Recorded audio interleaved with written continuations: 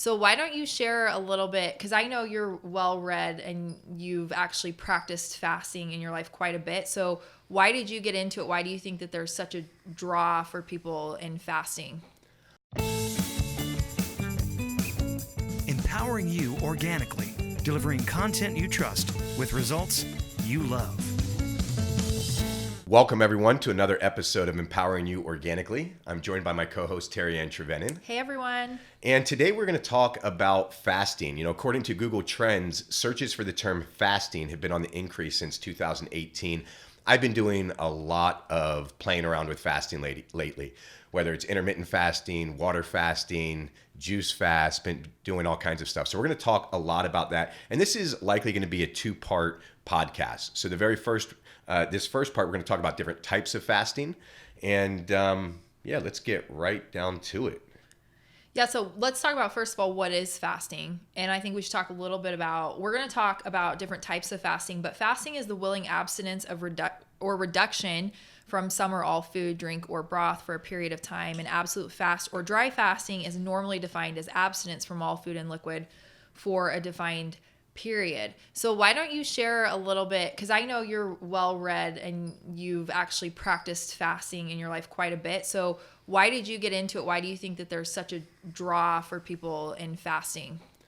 You know, fasting has been around for a long time. It's in most ancient literature. It's in most religions. I mean, almost every religion has some sort of fasting ritual that they follow.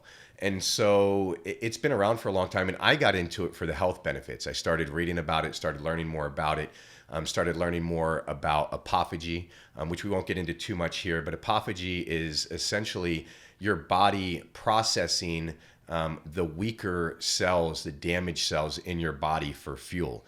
And so it's kind of survival of the fit for the cells in your body.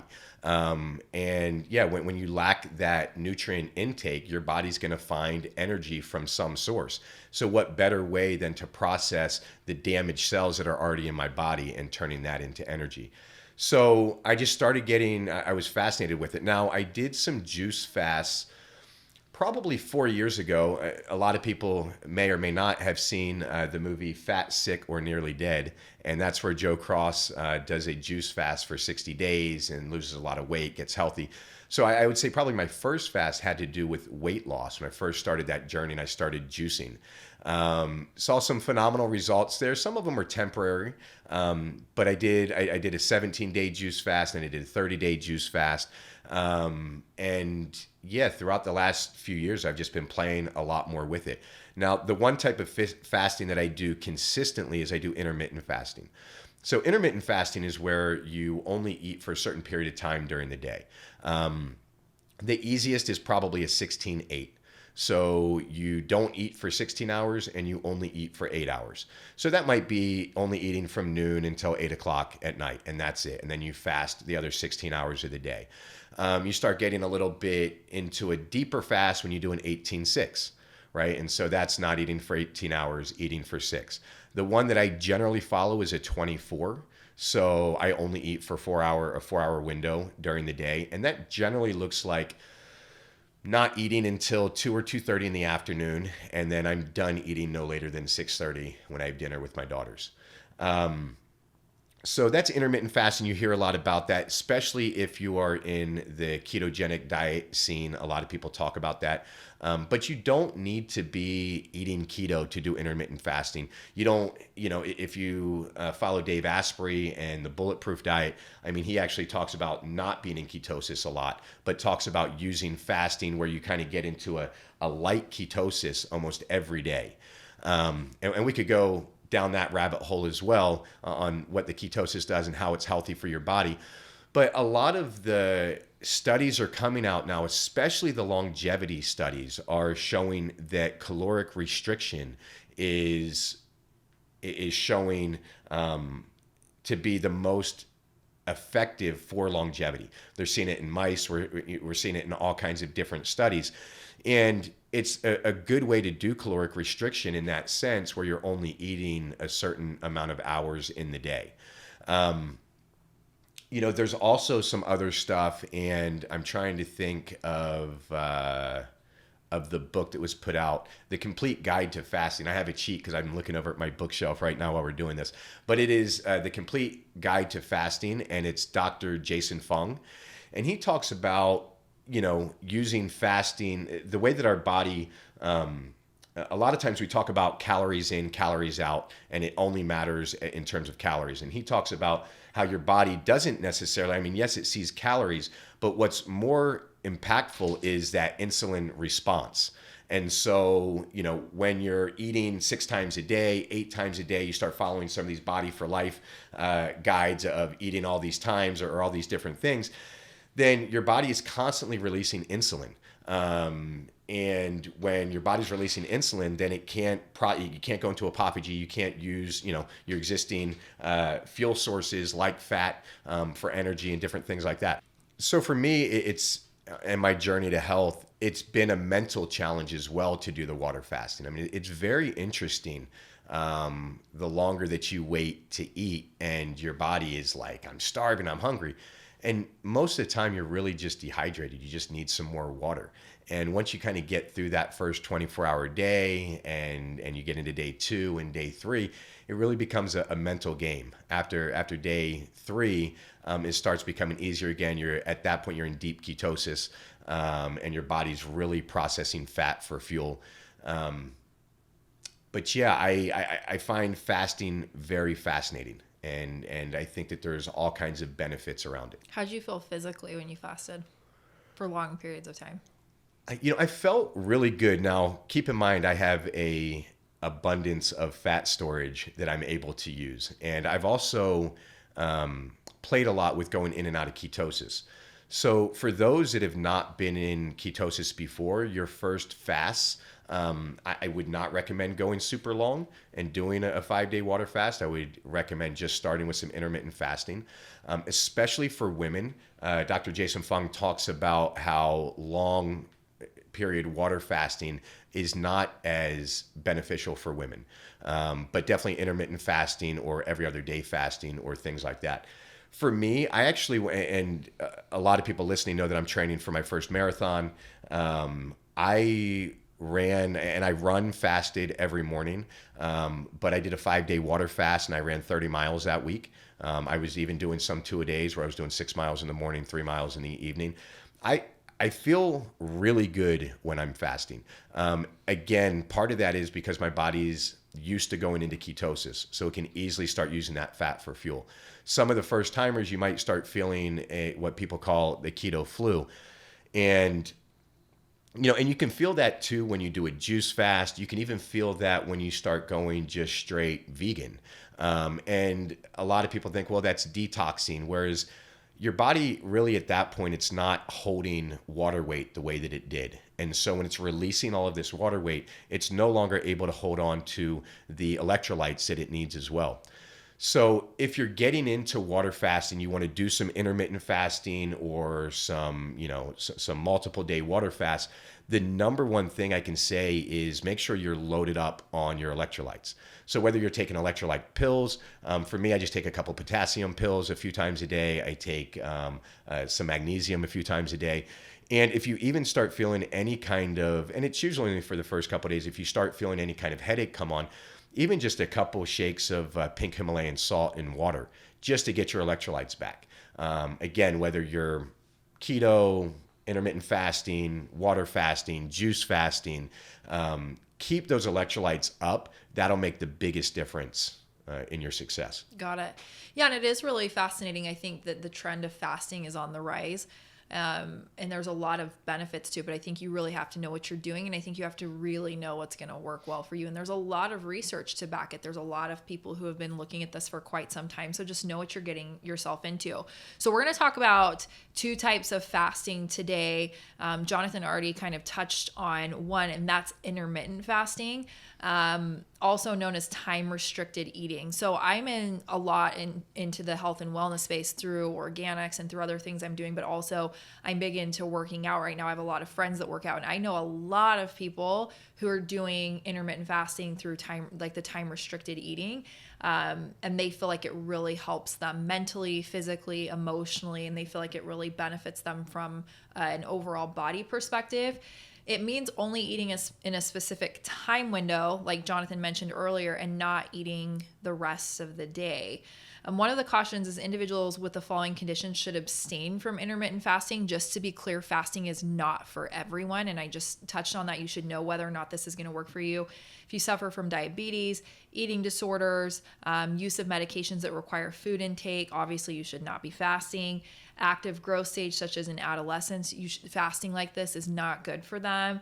And then pregnancy and breastfeeding. So as we mentioned, be really careful when you're fasting. Make sure it's right for you. Make sure that you can actually participate in fasting. It's not going to impact your health. So let's talk about the how-tos, and I'll let you kind of cover it because you're more well-read on this and experienced this more than I have. Absolutely. And I'm going to go back to the cautions with just a little caveat around the diabetes conversation. Now, I don't necessarily agree with self-monitoring yourself if you have diabetes and you start fasting, but there's a lot of studies coming out to using fasting to beat diabetes. So Dr. Fung talks about it a lot in his book. I don't want to get the wrong name, but my good friend, John McMahon, who created a docuseries called I Thrive, Overcoming Diabetes and Obesity. He went to a clinic and did I want to say he did a 41-day water fast, which is pretty extreme. But he lost, I think, 60 pounds during that time. He was morbidly obese, and, diabetic and needed to do that. So fasting really can be good for diabetes and really monitoring that insulin response. What I will say is, if you're diabetic, don't just go into it at home without being studied, without having some sort of supervision, doctor supervision, something to make sure that you're not injuring yourself. So part of the how-to, fasting is fascinating in the sense that you get to play with it and find what works for you. We've talked a lot on this podcast about there's no one way of eating that works for everybody. There's no one diet that works for everybody. There's no one supplement that's going to work for everybody. There's no one exercise that works for everybody. You have to find out what it is that your body responds best to and what do you feel good doing, whether that's a workout, the way that you're eating, whatever it is. Fasting is the same way. And there's several different ways to fast. So I'm going to talk about some of the different patterns. So there's the 5-2 pattern, and that's where you eat 5 days a week, and then 2 days you restrict your calorie intake for 2 days. And those can be consecutive days, or they could be, just 2 random days during the week. You want to really restrict your calories to under 500 calories a day for women, 600 calories for men. You'll also, it's not going to be, I don't know that it's listed here in our notes. There's also the fasting mimicking diet. And if you Google that, I know there's a gentleman who sells, a whole package that does a fasting mimicking diet. And I think it has you at, 800 calories day one and then under 400 the next 4 days. You could really mimic a lot of that too with just intaking like healthy fats, but not going over 500 calories. So if you're doing the 5-2, my suggestion is fill those 500 calories with healthy fats like avocado. I think that's the most effective way, in my opinion, because you will get into a light ketosis there, and having that healthy fat will satiate you more, and it'll have you feel more full. And also the avocados it's healthy for you. There's another pattern. It's a 6-1 pattern, very similar to the 5-2, but it's only 1 day of reduced calorie intake per week.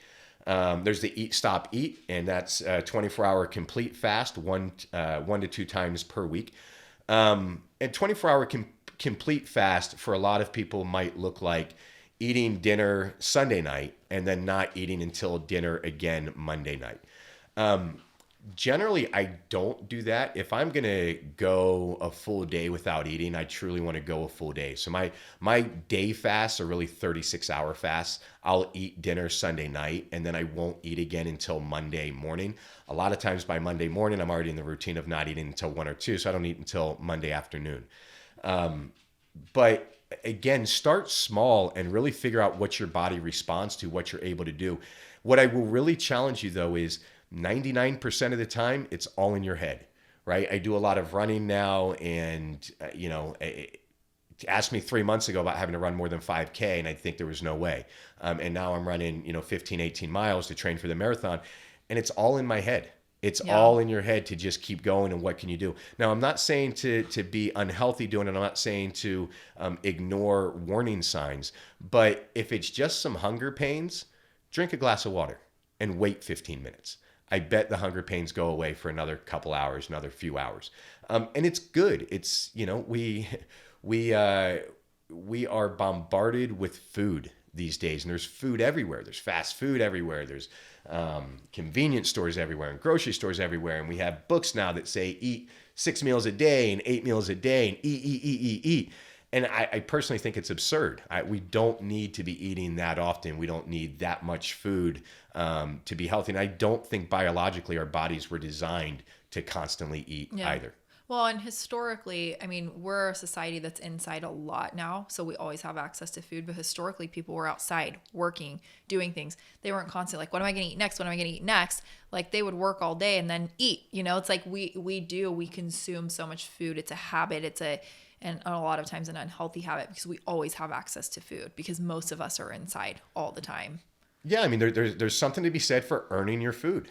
Right? I mean, if we go back thousands of years as hunter-gatherers, I mean, you were hungry, you went out there and you were trying to hunt down food to eat. And what's interesting is the longer that you go without food and your body goes into ketosis, and the ketones is actually what your brain prefers as a fuel source, the more ketones that are in your bloodstream, the more ketones get into your brain, the more alert you get and the less distracted you are. And now you're like, because now it's starting to become a survival thing, right? So now your body is responding to, I haven't eaten in 2 days. I need to catch this animal, whatever it is. And you start getting more and more alert and more alert. And it's a fascinating journey to go on mentally. And I agree with it. I agree with the idea of almost earning that meal. It's why I like working out fasted. It's why I like running fasted. And then afterwards having a meal or something along those lines, because that's how I feel like it used to be.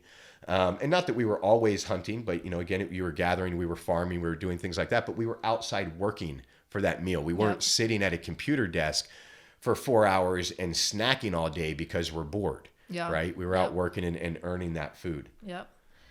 One other pattern, I've talked about this, it's the daily pattern. And 16-8 is the most popular, and that's the time-restricted eating where you only eat for 8 hours a day. I have personal beliefs around that. I don't quite think that a 16-hour fast every day is long enough. I think you should really push to hit the 18-hour mark and only eat for 6 hours. But again, I would encourage you to just build up to that. The second type of fasting is water fasting. It's also known as a water cleanse. It's a type of fasting in which you consume only water for a set period of time. Many cleansing diets are referred to as fast, but in water fasting, you take in 0 calories. It's distinct from caloric restriction, in which a person's daily caloric intake is reduced by 20 to 40%. So you're literally not taking in any calories. Absolutely. And this is the one, and I apologize for those listening if I've kind of gone back and forth between intermittent fasting and the water-only fasting in my talks about it. But I've done 5-day water-only fasts. I think my longest is 7 days. I think I know I could go beyond that. Trying to think of the reason I broke that fast. I also don't, and you'll see there are people that do 20-day water fasts and 30-day water fasts. I don't know that that's necessary either. I've seen studies and I've seen things where the efficacy starts dropping off after day 5. So my suggestion would be is if you're looking to do a longer water fast, build up to it 1 day, 2 days, 3 days, hit 5 days. But I don't know that you need to go beyond 5. What you may want to do is then refeed for a few days and then go back and do another 5-day water fast. If you're trying to get into autophagy or if you're trying to lose weight. I mean, quite frankly, there's no simpler way to lose weight than not eating, right? Yep. How did we get fat? Yeah. By overeating. Yep. So how do we stop being fat is by not eating as much. Again, you have to monitor yourself and don't jump right into it. I like going a little bit more extreme and jumping straight into doing some 3 and 5 day water fast, but I don't think that that's necessarily the healthiest. The other thing that I want to give some advice on if you are going to go into an extended water fast is take a couple days to get into ketosis.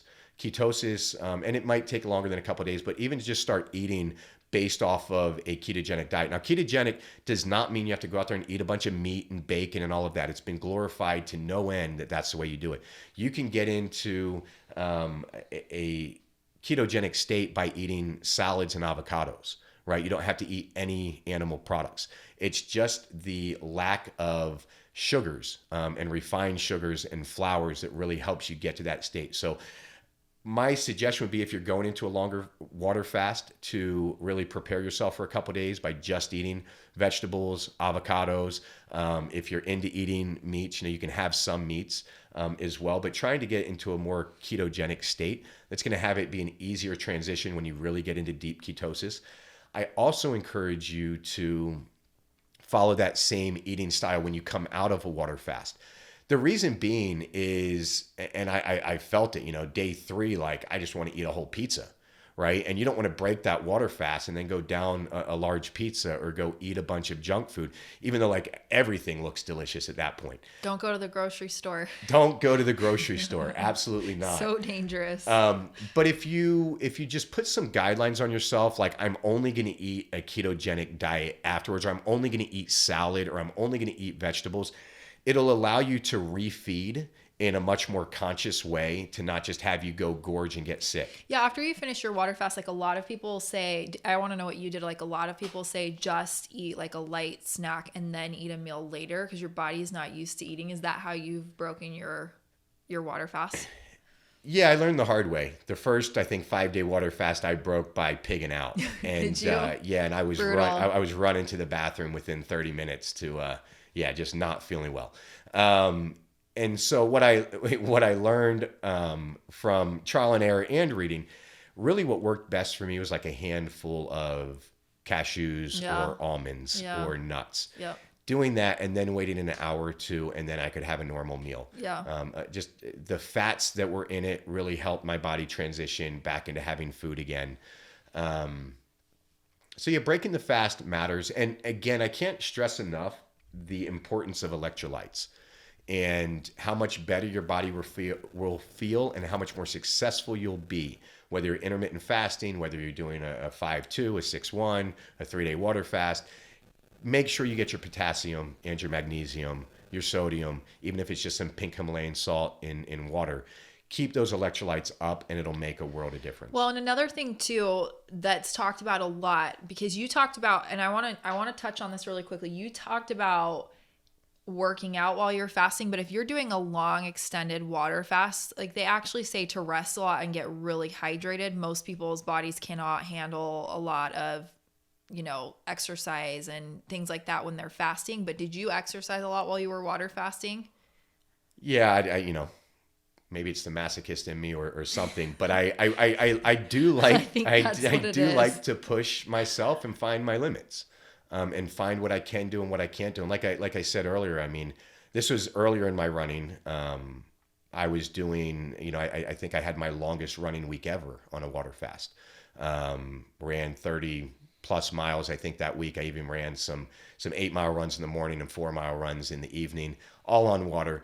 Now I did learn, I mean, there were definitely some times I started feeling a little lightheaded. So my pace wasn't as fast. My pace was slowed down, trying to keep my heart rate under control.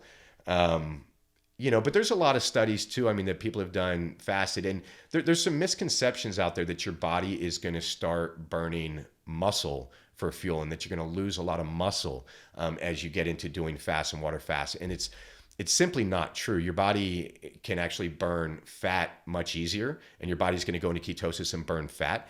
And even if you were to lose a little bit of muscle mass, what actually happens is your body releases a lot more human growth hormone while you're doing a water fast, and especially coming out of that fast. So what may happen is your body may break down some of the weaker, deteriorated, muscle for some fuel, but then when you rebuild, you have higher levels of human growth hormone, and you're actually rebuilding stronger muscle afterwards. And so, and it's just a misconception out there that you're going to end up scrawny and lose all this muscle mass, where you really won't. Yeah. Well, and another thing too, first of all, we've talked about it previously in this podcast, but make sure that if you have any health issues or you're worried about anything, that you consult your natural health practitioner, your doctor, whoever you see. The other thing too, I think it goes back to, is getting enough sleep.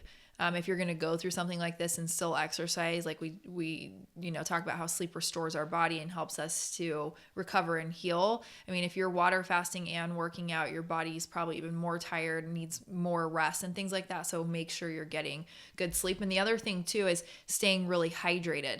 Like, you would think like, oh, I'm drinking water, I'm fine. But a lot of our water intake during the day actually comes from the food that we get. So making sure you drink more water than you probably think you need, because you're going to become hydrated if you're not consciously thinking about that. And as you get into a ketogenic state, if you're doing an extended water fast, even doing your intermittent fasting, your body does not store the water the same way. Your inflammation levels go way down, so you're not holding as much water. And so by not holding as much water, I mean, you have to continue to consume that water and keep yourself hydrated. You think you're on a water fast, but you can actually dehydrate your body being on a water fast. Absolutely. You just need to drink a lot of water. And I think that's a rule of thumb every day anyway, but especially on a water fast, keeping yourself hydrated. Yep. Awesome. Well, I think that's covered some really good tips there today. And I think you've been through the thick of it. I think that the one thing to take away from this, there are health benefits to fasting, but you need to know what's right for you and what works for you. Between water fasting and intermittent fasting, testing it out, like you said, you've tried different things, you've worked through different things, and then just making sure, seriously, if you have any health issues or you're concerned about any health issues, don't just go out and fast and think like, oh, I've got this. Like, do your research, do your homework, talk to experts.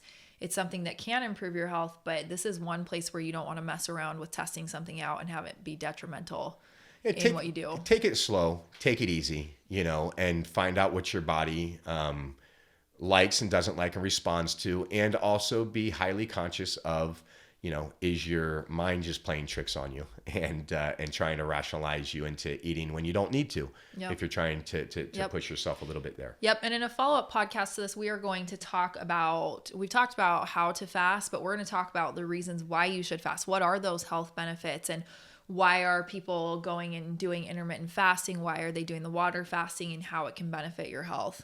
Absolutely. So listen, there's going to be a lot of resources on our website, empoweringyorganically.com. You can get all of the show notes, the transcripts from today's podcast. There will be resources. There'll be links to the complete guide to fasting with Dr. Jason Fung, and many other resources there to go and do your research. There's a lot of YouTube videos out there on fasting. There's a lot of information out there. So get a little bit more educated. Don't just listen to this podcast and decide you're going to go do a 5-day water fast. Learn a little bit more about it. Understand why you should be doing it. Understand some of the things to look out for if you're not doing it right, or some ways to really ease into it. But I personally love fasting. I love water fasting. It's made a big difference in my life. So thank you guys for listening. EmpoweringYouOrganically.com, Organixx.com for all the supplements that you need. And thank you, Terry Ann, for joining me. Thank you. See you guys next time. Have a great day, everyone.